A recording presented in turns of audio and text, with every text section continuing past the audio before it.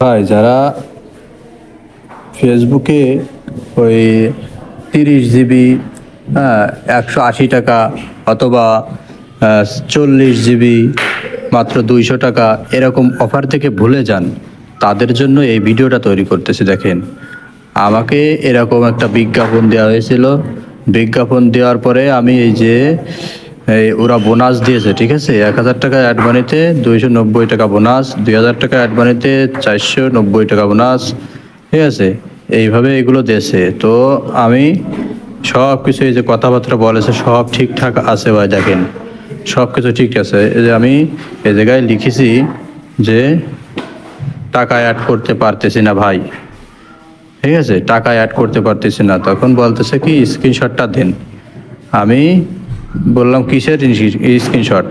তারা বলল যে আমাকে যে টাকা যে দিছেন যে প্রমাণের স্ক্রিনশট। এই যে আমি স্ক্রিনশটটা দিছি, দেওয়ার পরে কি করেছে দেখেন, আমি শুধু স্ক্রিনশটটা দিছি। স্ক্রিনশটটা দেওয়ার পরে আর লিখলাম কই, এই যে লিখেছি কই ভাই নামাজে যাবো একটু দ্রুত করেন, মানে এগুলো আমি লিখেছি, এগুলো আমি লিখেছি।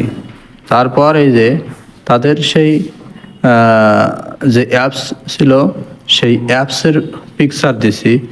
তারপরে এই যে কথা হয়েছে দেখেন, কোনো সার্ভিস কি পাবো না ভাই? কই ভাই ব্যালেন্স অ্যাড করে দেন, ঠিক আছে, কতবার কল দিছি, কল ধরে না, ঠিক আছে। এইসব ফেরেস্তাদের থেকে আপনারা একটু দূরে থাকবেন।